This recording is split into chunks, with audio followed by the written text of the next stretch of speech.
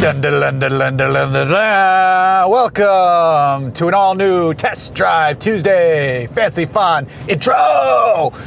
What's up, folks? It's been a little bit. It's just been the holiday season. It's been fall. It's been winter. We've been working to get our grubby mitts on a truck to bring you a new Test Drive Tuesday, and here we are. This one takes place in the all-new 2019 Chevy Silverado. Hi-ho, Silverado.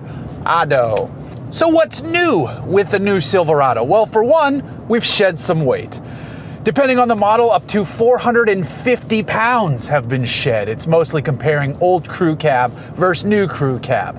How did they do it? Well, there's a lot more aluminum. No, that's not, we're American. There's a lot more aluminum going on, and then they still use steel in the very important places. For instance, the bottom of the bed is steel, but the sides of the bed are mixed materials. They have used the lighter material in place of the higher strength steel where applicable.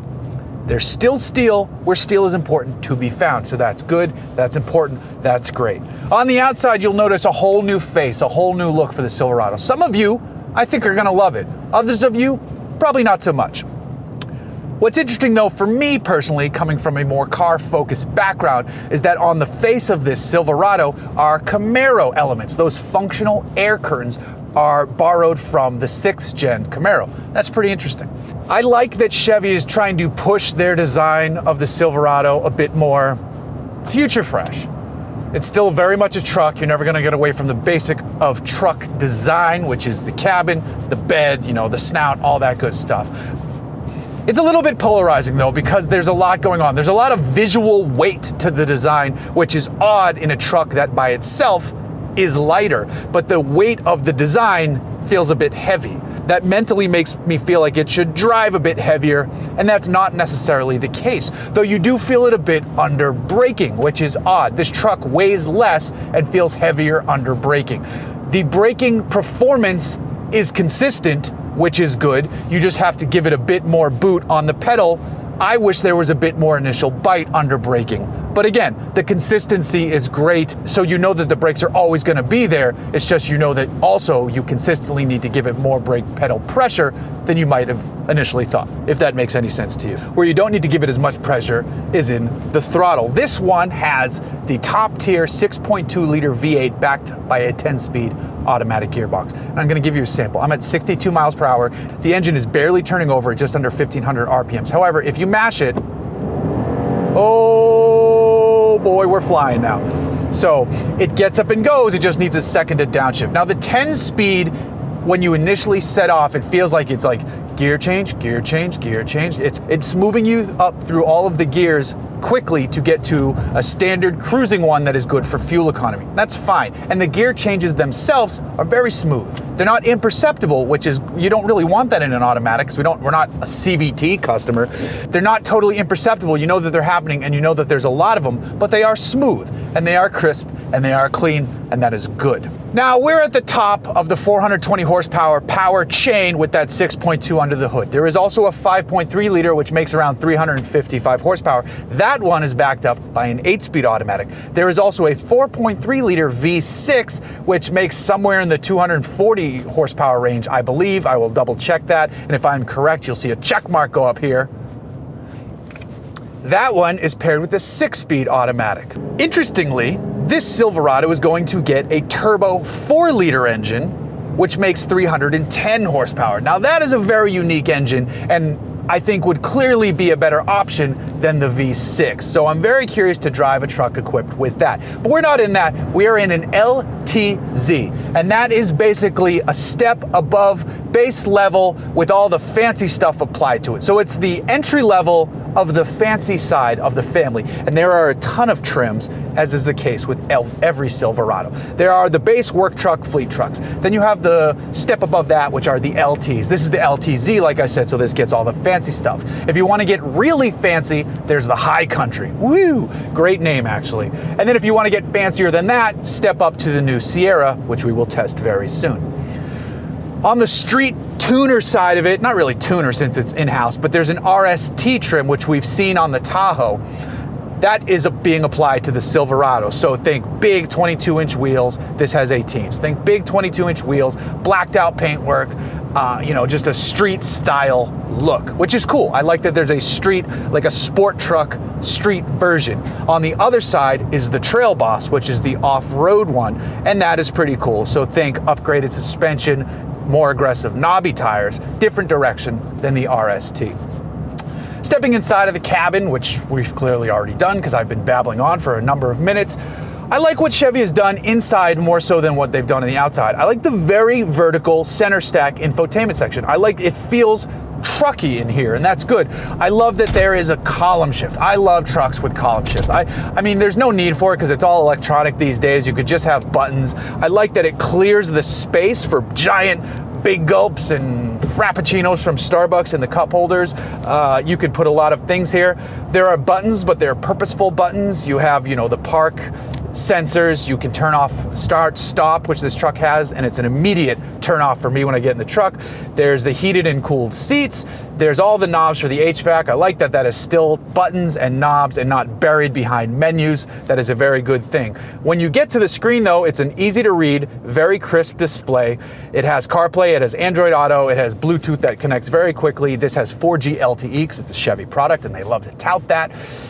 The audio system actually sounds really nice in here. I had to fiddle with the settings a bit. Normally, I love to test audio systems by setting it to a completely flat and seeing how it sounds, and then you adjust it from there. There are a number of systems out there that need no adjustments at all. They sound great. This is not one of them. It needed adjustments, but when you did adjust it, at least to the way I prefer my music, it sounded good. It sounded nice, crisp, clear. You could bump it loud, and that's really nice to see.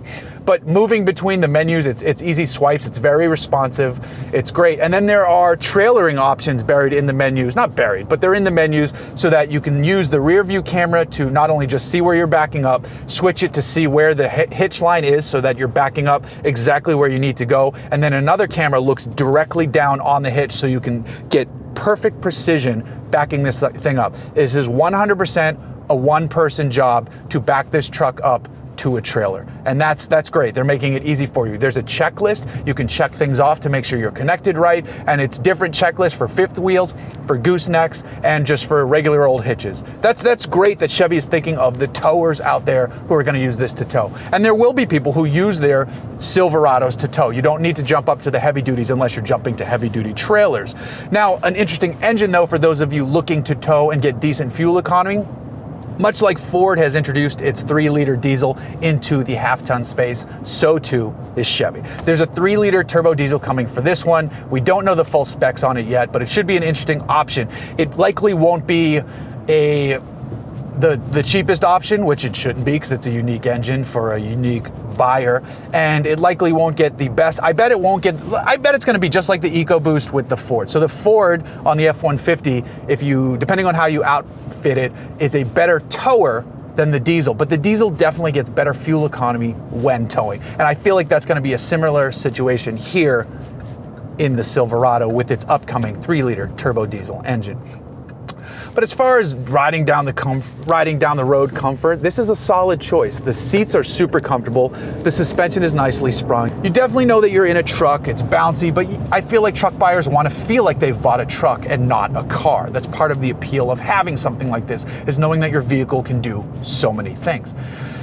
The steering response is great enough. It's not dulled. It's not muted. It's appropriate for the vehicle. It's perfectly weighted for the task at hand. The throttle response is good, at least here in this 6.2 liter. You step on it, it goes. If you don't want to deal with those 10-speed gears, if you don't want to deal with all those gears, just keep your foot in it a bit and it will hold off shifting into the higher gears. There's plenty of room in the back there. There's plenty of storage hidden in those seats and under those seats. There's storage everywhere. Ahead of the cup holders, there's like a tray for your keys and wallet and miscellaneous stuff. And then on the side of that, there's another storage space. So there's storage. There's 2 glove boxes, even though they're not, called. Why do we still call them glove boxes? Nobody puts gloves in them. Maybe you do if you're on the job and you throw some gloves in there, but there are 2 storage boxes in front of the passenger seat up front. There's another little tray here above the infotainment. So again, storage everywhere. Now out back, talking about the actual storage space, which is the bed of the pickup truck, this is fitted with a unique feature that can be accessed in the truck, on the key fob, or at the actual tailgate itself. It's one button up and down, power, open and close. On first glance, it seems gimmicky, but then you think about maybe an older truck buying customer who just had someone from a store load his bed for him because he needed some help getting, lumber or something in the bed. And then that tailgate itself is very light. It's very light to open and close on its own, but maybe an older customer hits the button to close it up, and that makes a lot of sense for me right there. So I can see where it wouldn't be gimmicky for everybody. If you're a younger truck buyer, you can just slam the tailgate closed yourself and be on your way. But say it's cold outside too. Say you've had somebody load groceries in the back, or again, wood or a Christmas tree or something back there, and you don't want to get out of the truck and you just paid them to handle it, you can do it open and close from inside here. And then again, more of those features start to make some good sense. There's a button right down here that opens and closes all of that, and it's good to go. They're evolving the truck in places that matter to truck buyers. And that is honestly, at the end of the day, what's most important. I'm not gonna sit here and tell a Ford guy that they should buy this Silverado because they know that the Ford F-150 is a great truck and they know why they're sticking with the Ford brand. And I'm not gonna convince an existing Silverado buyer, vice versa. But we're in a good time for trucks right now. The one that needs the most updating is Toyota with the Tundra. There's some old tech under the hood, there's some old tech in the cabin, but it's Toyota. They're gonna bring some thunder when they eventually do update the Tundra. It's a great truck still, it's a good truck, but it's ready to join the ranks of great trucks like the new Ram, which is supposed to be fantastic. Haven't driven it yet, but I've heard exceptionally good things. The new F-150 is great. The new Silverado is very good. It's a great time to be a truck buyer. And the Silverado is not an exception to the rule, it is part of the game.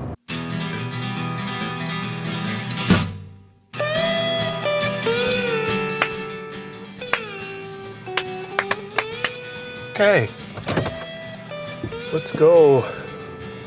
We've got a bit to talk about here on this one because, like I said, it's a brand new truck. Ooh, OJ Bronco. You probably didn't see that on camera. I like parts of the face. I like that Chevy is trying to push the design of this truck into a more modern space.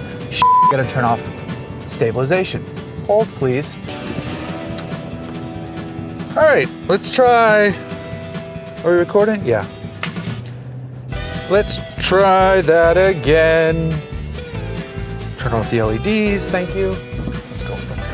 I had to turn off image stabilization for static shots because it's so aggressive on the GoPro 7. Great for gimbal-y movie stuff, but not so much here. All right, back to you. Functional air curtains we talked about, all that good stuff.